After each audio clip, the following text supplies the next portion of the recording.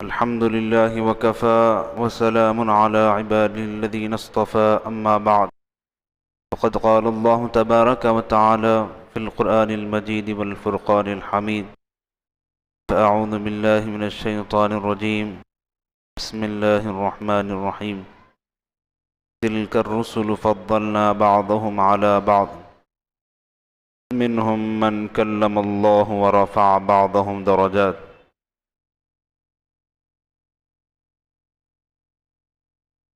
صدق الله العظيم وصدق رسوله النبي الأمين الكريم ونحن على ذلك من الشاهدين والشاكرين والحمد لله رب العالمين. قال الله تبارك وتعالى في شان حبيبه وعظمة رسوله إن الله وملائكته يصلون على النبي يا أيها الذين آمنوا صلوا عليه وسلموا تسليما اللهم صل على سيدنا.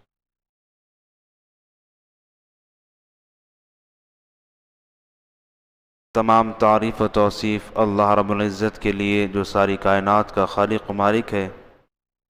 درود و سلام اس آقا پر جو وجہ تخلیق کائنات ہے، جو مقصود کل عالم ہے. اللہ تبارک و تعالی کی حمد و ثنا اس کے حبیب مکرم صلی اللہ علیہ وسلم کی بارگاہ میں عقیدت و محبت کی چادر نچھاور کرنے کے بعد قابل صد احترام محترم و محتشم سامعین کرام و عزیزان کرامی، السلام علیکم ورحمۃ اللہ تعالی وبرکاتہ. عزیزان محترم سامعین کرام، اللہ تبارک و تعالیٰ کا بے پناہ احسان عظیم ہے کہ اللہ تبارک و تعالیٰ نے ہم اور آپ کو امت محمدیہ صلی اللہ علیہ وسلم میں پیدا فرما کر فخر عظیم سے نوازا ہے. عزیزان محترم سامعین کرام، آج جلسے شب میلاد النبی صلی اللہ علیہ وسلم منعقد کیا گیا. قابل مبارکباد ہے وہ حضرات جو اس کے انعقاد میں حصہ لیے ہیں، اور قابل مبارکباد ہے وہ لوگ جو اس جلسے کی شرکت کو یقینی بنائے ہیں. عزیزان محترم، جس پاک ذات کا ذکر کرنے کے لیے یہاں ہم جمع ہوئے ہیں، قرآن مجید کے الف سے لے کر الحمد کے الف سے لے کر کے والناس کے سین تک، یہ پورا میرے اور آپ کے آقا حضور محمد مصطفیٰ صلی اللہ علیہ وسلم کی تعریف ہے. قرآن مجید گویا کہ حضور کی نعت ہے، گویا کہ حضور کا ذکر ہے. قرآن مجید کی جس آیت مبارکہ کا ذکر کیا گیا، اللہ فرماتا ہے تلک الرسل فضلنا بعضهم على بعض، ہم نے رسولوں میں سے بعض رسولوں کو بعض رسولوں پر فضیلت دی ہے، بعض کو بعض پر فضیلت دی ہے. منہم من کلم اللہ ورفع بعضهم درجات، بعض ایسے ہیں جو اللہ تعالیٰ سے کلام کرتے ہیں اور بعض کو ہم نے بڑے بلند مقام عطا فرمائے ہیں. اللہ تبارک و تعالیٰ نے انسانیت کی فلاح کے لیے، انسانیت کی بہبود کے لیے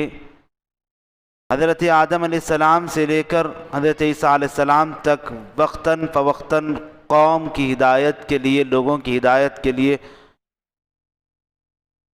انسانیت کی رشد و ہدایت کے لیے اللہ تبارک و تعالیٰ نے انبیاء کرام کو مبعوث فرماتا رہا.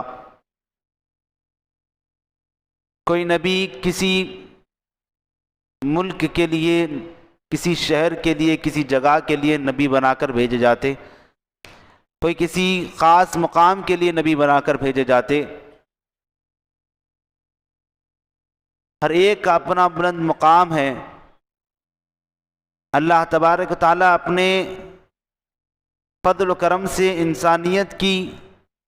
رشد و ہدایت کے لیے انبیاء کرام کو مبعوث فرماتا رہا. مگر ایک مخصوص جگہ، مخصوص شہر کے لیے انبیاء کرام کو مبعوث فرماتا، مگر جب نبی مکرم صلی اللہ علیہ وسلم کی باری آئی تو فرمایا کہ حضور کو کسی ایک مقام کے لیے نبی بنا کر نہیں بھیجا، فرمایا کہ تمام انبیاء نبی ضرور تھے مگر کہ ہم جس کو بھیجا رہے ہیں وہ امام الانبیاء ہے، تمام نبیوں کے سردار بنا کر بھیجے جانے والے ہیں، تمام نبی ضرور آئے ہیں مگر کوئی امام الانبیاء جیسا نہیں آیا، اب جس کو بھیج رہے ہیں وہ امام الانبیاء ہے۔ اور فرمایا سید الانبیاء سید المرسلین، تمام رسولوں کے سردار بنا کر کے بھیجا۔ اور اللہ تبارک و تعالیٰ نے جیسے نبیوں کو مخصوص جگہ، مخصوص مقام، مخصوص شہر کے لیے نبی بنا کر بھیجا، مگر حضور کی باری آئی تو تمام انسانیت کے لیے حضور کو نبی بنا کر کے بھیجا۔ فرمایا وما ارسلناک الا رحمۃ للعالمین، فرمایا کہ ہم نے تمام عالمین کے لیے حضور کو رحمت بنا کر کے بھیجا ہے۔ اور قرآن مجید کی آیت مبارکہ ہے کہ اللہ تبارک و تعالیٰ ارشاد فرماتا ہے کہ تمہیں جب اللہ کا فضل اور اس کی رحمت مل جائے تو اللہ فرماتا ہے فَلْيَفْرَحُوا، خوشی کا اظہار کرو رحمت اور فضل کے ملنے پر۔ رحمت کیا ہے؟ قرآن مجید خود کہتا ہے کہ ہم نے سارے عالمین کے لیے حضور کو رحمت بنا کر کے بھیجا، بھیج کر فرمایا کہ اس کے ملنے پر خوشی کا اظہار کرو۔ اور فرمایا یہی ذکر نہیں فرمایا، پھر آگے فرمایا وَأَمَّا بِنِعْمَةِ رَبِّكَ فَحَدِّثْ، جب تم کو کوئی نعمت مل جائے، کوئی چیز خدا کی طرف سے نعمت کے طور پر مل جائے، فرمایا کہ اس کا خوب خوب چرچا کرو۔ آج ہم اسی نعمت کے ملنے پر جو تمام نعمتوں کے سامنے ہیچ ہے، تمام دنیا کی نعمتیں، زمین و آسمان کی تمام نعمتیں، تمام مخلوقات کے سامنے جو سب سے بڑی نعمت بنا کر، اور اللہ تعالیٰ نے انسان کو سب کچھ دیا، مگر ساری دنیا میں اللہ تعالیٰ نے 18,000 عالم بنائے، اس میں تمام مخلوقات کو پیدا فرمایا، جن و انس، زمین و آسمان، چاند، سورج، ستارے، یہ ایسی چیزیں ہیں کہ انسان جس کے بارے میں سوچ کر کے، تفکر کر کے اس کے متعلق اللہ کی وحدانیت اور اللہ تعالیٰ کے مظاہر کو جانتا ہے۔ اللہ تعالیٰ نے ان تمام مخلوقات کو پیدا کیا جس کے ایک حصے کو بھی پوری دنیا مل کر کے نہیں بنا سکتی، اس 18,000 عالم کو بنانے کے بعد، اس 18,000 عالمین میں تمام مخلوقات پیدا کرنے کے باوجود بھی اللہ تعالیٰ فرماتا ہے هو الذی یبدأ الخلق ثم یعیدہ، میں اس کو پیدا کیا ہوں، چاہے تو دوسری مرتبہ پیدا کر سکتا ہوں۔ اللہ فرماتا ہے تمام عالمین کو، تمام مخلوقات کو ہم نے پیدا فرما دیا ہے، پھر چاہے تو دوبارہ پیدا کر سکتے ہیں۔ یہ تمام نعمتیں آپ دیکھ لیں، جس کے اندر ہے ہاتھ اللہ نے دیے، یہ نعمت ہے، پیر اللہ نے دیے، یہ نعمت ہے، آنکھ اللہ نے دیے، یہ نعمت ہے، اللہ نے منہ دیا، بولنے کی صلاحیت دی، کان دیا، سننے کی صلاحیت دی، جس کے اندر سوچے اتنی بڑی نعمتیں اللہ تعالیٰ نے دی، مگر احسان نہیں جتایا۔ اللہ تعالیٰ نے فضا بنائی، فضا کے ذریعے سے آج ہم زندہ ہے۔ یہ فضا تھوڑی دیر کے لیے، یہ ہوائیں تھوڑی دیر کے لیے رک جائیں، بتائیں انسانیت کا کیا حال ہوگا۔ اللہ تعالیٰ نے ساری چیزیں بنائی، اور اللہ تعالیٰ نے قرآن مجید میں ایک دو جگہ نہیں، متعدد مقامات سے فرمایا وَسَخَّرَ لَكُمُ الشَّمْسَ وَالْقَمَرَ، ہم نے جان، آسمان، سورج کو بنائے ہیں، انسان تیرے لیے بنائے ہیں، انسان کے لیے بنائے۔ ان تمام چیزوں کی اللہ تعالیٰ نے ارشاد فرمایا کہ ہم تیری عظمتوں کے خاطر، تیری خدمت کے خاطر ہم نے بنایا ہے۔ عرض کر رہا تھا کہ اللہ تبارک و تعالیٰ نے تمام چیزیں، مخلوقات، 18,000 عالمین پیدا فرمائے، تمام مخلوقات، چاند، سورج، ستارے، سب کچھ بنایا، یہ نہیں فرمایا کہ huwallazی یبدأ الخلق ثم یعیدہ، اس کو بنا دیا ہے، ایک مرتبہ بنایا، چاہا تو دوبارہ بنا سکتے ہیں، مگر جب حضور کی باری آئی تو فرمایا لقد من اللہ علی المؤمنین اذ بعث فیہم رسولا، ہم جب حضور کو تمہارے درمیان بھیجے ہیں یہ تمہارے لیے بہت بڑا احسان بنا کر کے بھیجے، تم پر احسان کیا ہم نے۔ لقد من اللہ علی المؤمنین، اللہ نے سب کچھ دیا مگر نہیں فرمایا کہ ہم نے احسان کیا، مگر حضور دے کر کے فرمایا، کیونکہ جب کوئی آدمی کوئی چیز دیتا ہے اہمیت والی ہو تو 1000 مرتبہ بول کر کے دیتا ہے۔ اگر آپ بھی ہے اپنے پاس گاڑی ہے، کوئی مخصوص اشیاء آپ استعمال کرتے ہیں،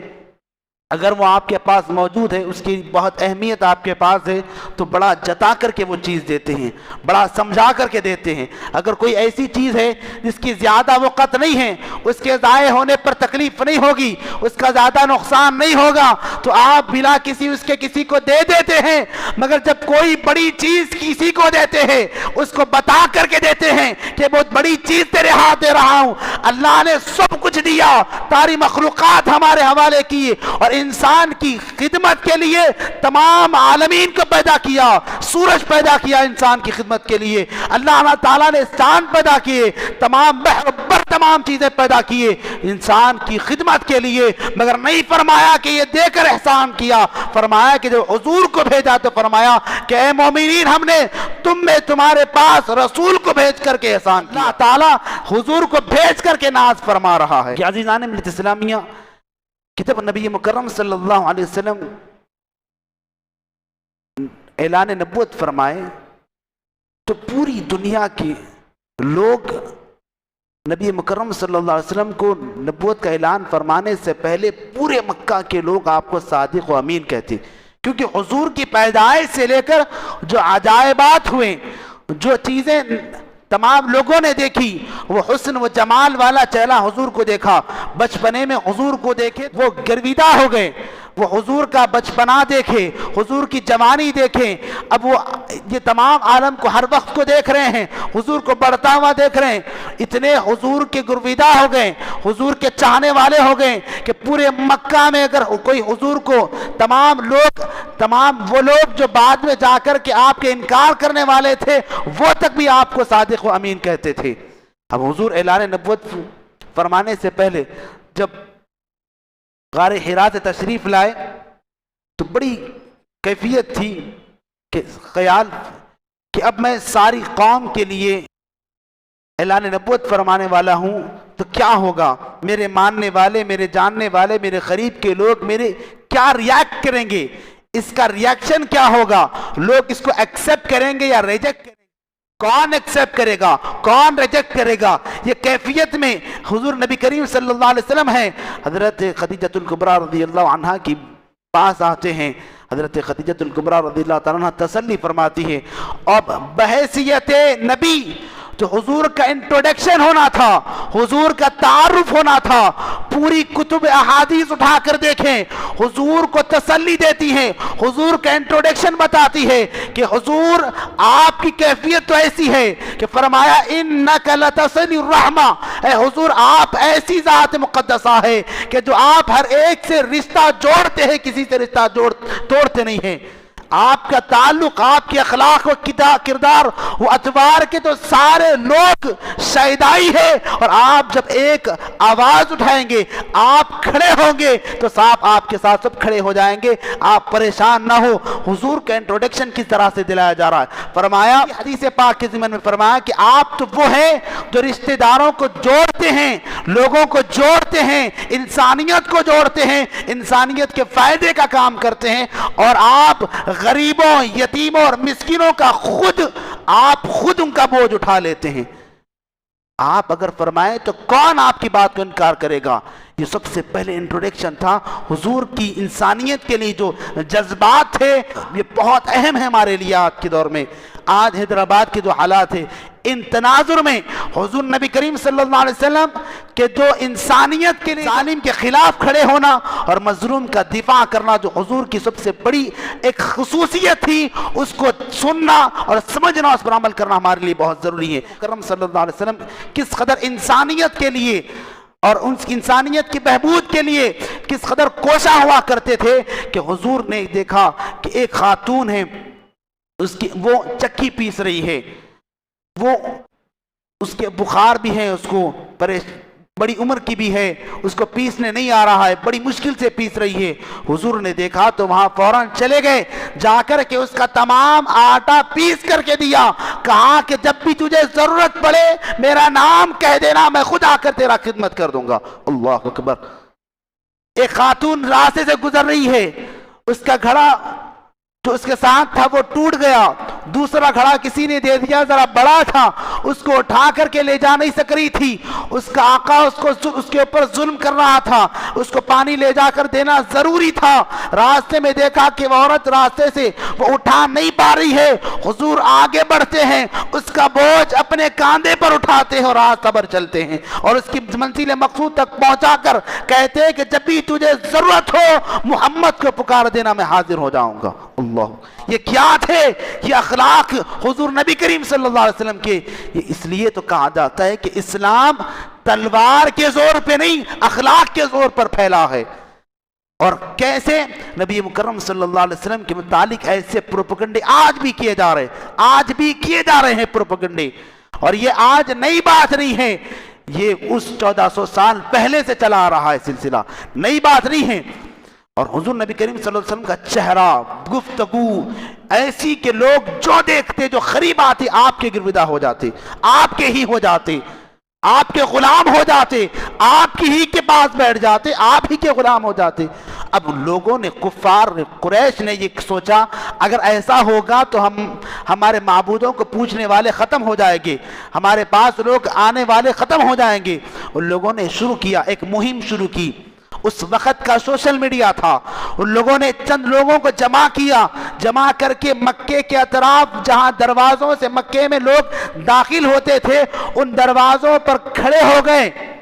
شہر کے دروازوں پر کھڑے ہو کر حضور کے خلاف پروپیگنڈے کرنا شروع کر دیے کہ حضور کے پاس ایک محمد نام کا آدمی مکہ میں ہے، اس کے قریب نہیں جانا، اس کی بات نہیں سننا، وہ قریب بھی آئے تو اس کی بات بھی کوئی چل رہی ہو تو کان میں کپڑے لگا لینا، روئی لگا لینا، ایسے پروپیگنڈے چل رہے تھے۔ آج ہم سمجھتے ہیں کہ یہ پروپیگنڈے آج کی بات ہے، آج شروع ہو رہے ہیں، دنیا کے کسی کونے میں بھی چاہے یہ پروپیگنڈے ہو رہے ہیں، آج کی نئی بات نہیں ہے۔ حضور نبی کریم صلی اللہ علیہ وسلم کے زمانے سے چلتے آ رہے ہیں، اس وقت کا سوشل میڈیا تھا، آج پر بھی سوشل میڈیا ہے، پرنٹ میڈیا ہے، بیٹھ کر کے نہ جانے نازیبا کیا کیا گفتگو کی جاتی ہے اور گستاخیاں کی جاتی ہے، یہ نئی بات نہیں ہے۔ اس وقت کیا ہوا، میں اسلام کیسے پھیلا، وہ آپ کو ایک جھلک بتاتے اپنی بات کو ختم کر رہا ہوں کہ نبی مکرم صلی اللہ علیہ وسلم کے متعلق یہ پروپیگنڈے اتنے عام ہو گئے کہ لوگ مکہ چھوڑ کر نکلنے لگے، مکہ چھوڑ کر، جو باپ داداؤں کے زمانے سے رہتے تھے وہ چھوڑ کر نکلنے لگے۔ ایک بوڑھیا جو اپنے باپ داداؤں کے زمانے سے وہاں پر رہتی تھی، وہ اپنے کوٹری کو اپنی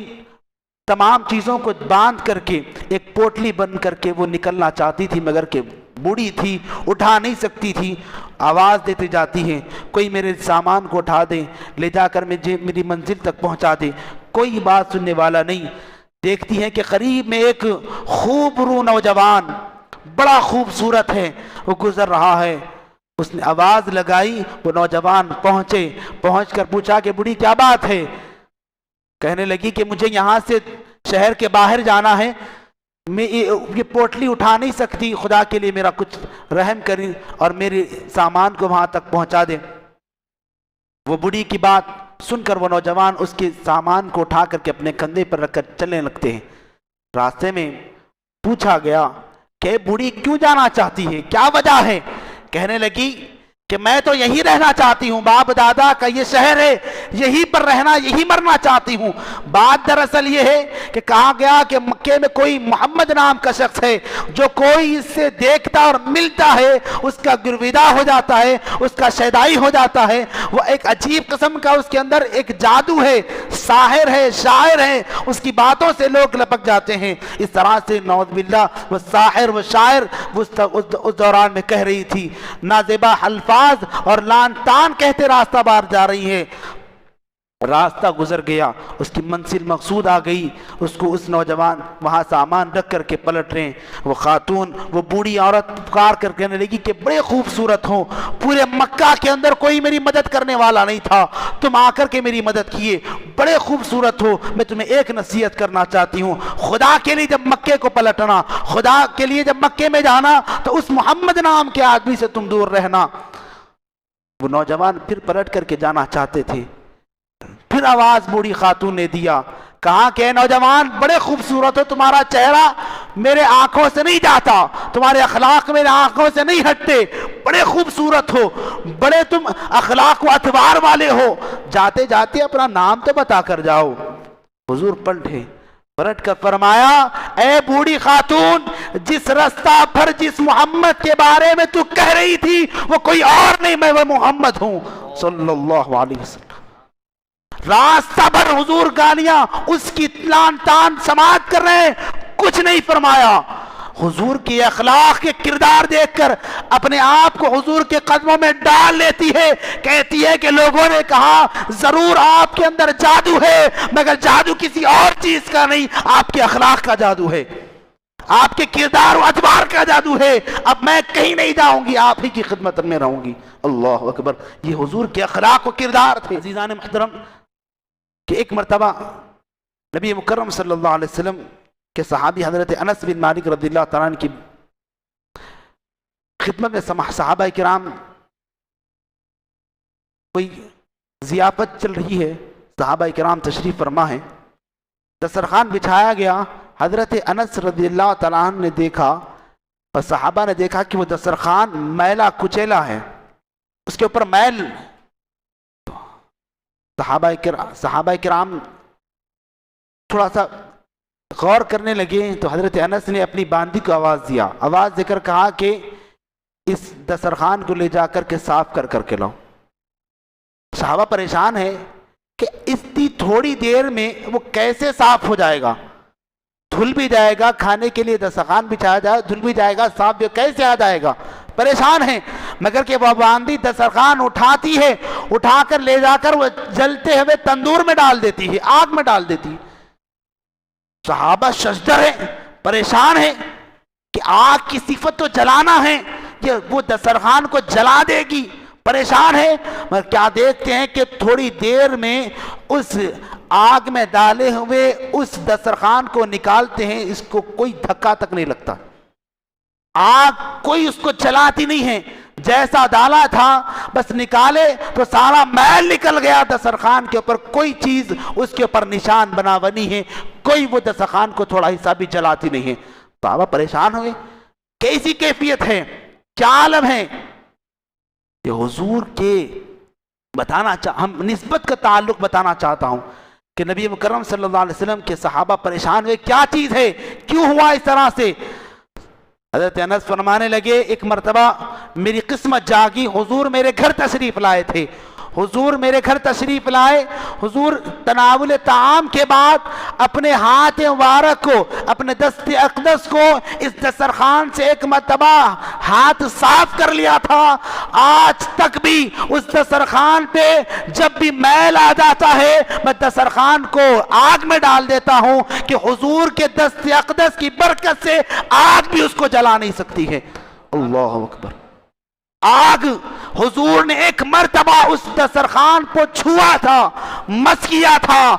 اللہ کے رسول کے ایک مرتبہ مس کرنے میں وہ اس آگ کے اندر ڈالنے کے باوجود بھی وہ دسترخوان نہ جلے۔ تو آپ یاد کریں ان صحابہ کرام کا جو حضور سے ڈائریکٹ تعلق اور نسبت رہا ہو، ان کا کیا عالم ہوگا، ان کے مقام مرتبے کا کیا عالم ہوگا، اور حضور سے منسوب آثار مبارک کا کیا عالم ہوگا۔ عزیزان ملت اسلامیہ، بہت اہم،